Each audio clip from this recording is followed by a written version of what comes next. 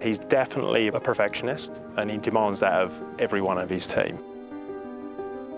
That is the special ingredient that separates him from many of the others around the world and puts him in that very top echelon of the players in the sport. I don't honestly think that's something you can give someone. It's there, and he's trying to push the boundaries, trying to get better and better every day. In April of last year, Justin Rose made a new addition to his coaching team. Jon Hearn was added to get Justin's already very effective short game up to the next level. It's a relationship that first began with Rose's famous performance at Birkdale back in 1997. Back in the Open when he was at Birkdale, I was standing behind the green and first-hand watched the shot and then followed his career obviously as he's progressed through the ranks. And then I've moved here to Albany and got to know him quite well on a personal level, and he asked me to help him in his short game, and so we've just naturally progressed from there. I was struggling with my short game a bit, and I know Jon had the great fortune of growing up and shadowing Seve and spending a lot of time with him personally, and he's really been diligent at collecting that information and collating it, and obviously that's gold dust when you have that chance to learn from the greatest like that. So he's been able to impart some of those messages onto me. I was sort of caught a little bit in between a couple of techniques. I was a lot of shaft lean, really driving the leading edge in, and Jon's very much the opposite. Seve's approach was obviously the opposite, and Jon gave me some great tips, and I just felt that really for me, just encouraging me to spend a few more hours practicing my short game more than anything was going to be important, and Jon's info has proved invaluable to me for sure.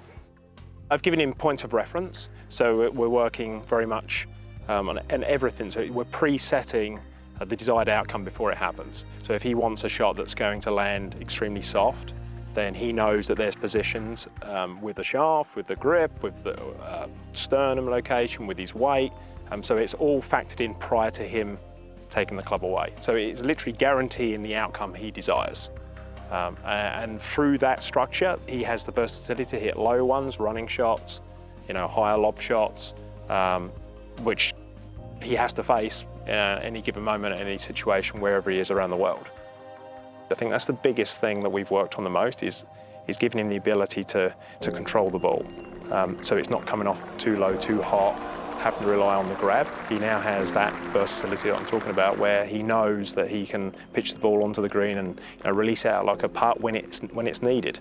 And also know that with a 60 degree, when you're playing some of these exotic shots, it isn't always the easiest.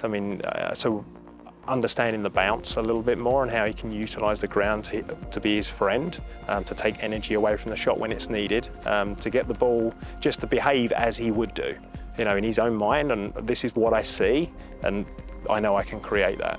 And so by going down to a 56, a 52, he carries a 47 degree wedge, that's more of engineering him to use the ground, to use less shaft lean, and ultimately to control the pace of the ball. Justin began 2019 as the world #1, but being right at the top of the game brings a new weight of expectation every time he tees it up. So, how far can he go? Sky's the limit. Really is. It'd be lovely to have a couple of majors for sure, and there's no reason why he can't do that. He's best player on the planet. It's as simple as that. It's just, but the reason he's the best is because he wants to improve all the time. And he does the right things.